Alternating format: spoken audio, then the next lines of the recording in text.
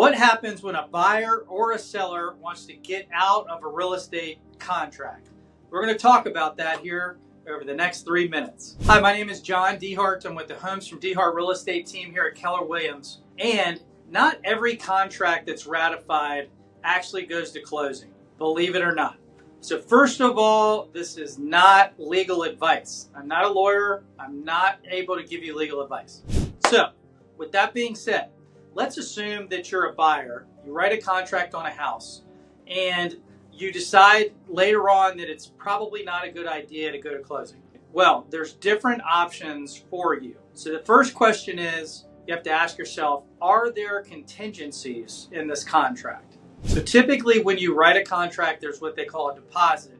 And that deposit is good faith that you will go to closing and will be applied towards your down payment or closing cost at closing. So during COVID, it was very customary to have contracts that were completely non-contingent, meaning you wrote a contract, you're going to closing, and if you don't, that deposit is going to the seller. Well, now the market is more or less normalizing. And because it's normalizing, we're starting to see home inspection contingencies in the contract. We're also starting to see financing and appraisal contingencies built into the contract.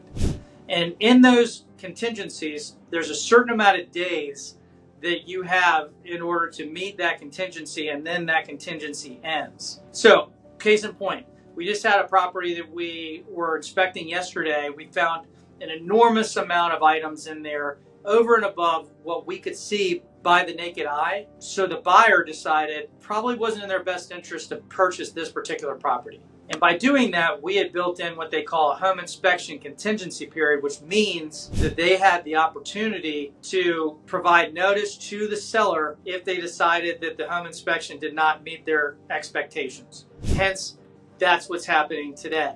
So in order to do that, we had to send them a notice to void and a release of the deposit. And in this case, the deposit was about 1.5% the total purchase price of the property. So because they were able to basically more or less negotiate themselves out of the contract, they were able to do it through the contingency of the home inspection. This can also occur when the property doesn't appraise and you have an appraisal contingency.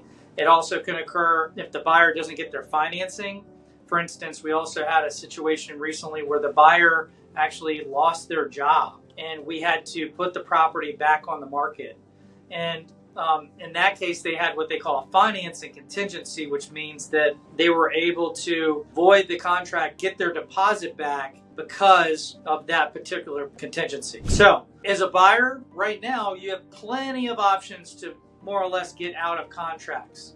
There's other ways to do it, but in a lot of cases, what we're seeing is the contingencies being used in order to get out. Now, of course, as a buyer, you don't want to go into a contract knowing that you're going to walk away, but you do want that piece that if things don't go the way you had expected during inspections or with financing, a multitude of different things, you're actually going to get your deposit back and you can walk away and maybe just to spend some money on inspections and things like that. So that's if you're a buyer. If you're a seller, completely different ball game. We're seeing, some cases of what they call seller's remorse, which means if seller property, go ratify a contract with the buyer, and then the next day or the next couple of days decide that maybe it wasn't a good idea to sell their property. Well, in Virginia specifically, it's really hard to get out of that contract. And if you are a seller in that situation, you should talk to a lawyer because there are ways to do it.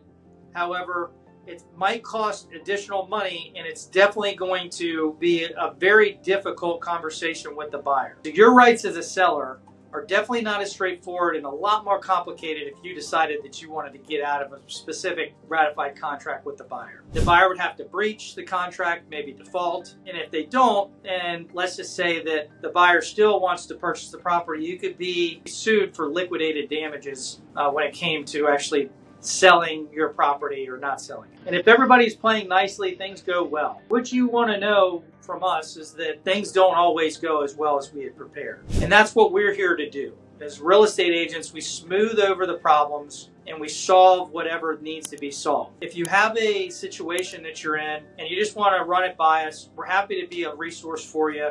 We do have great attorneys we can introduce you to as well. Thanks for watching this video and hope to hear from you.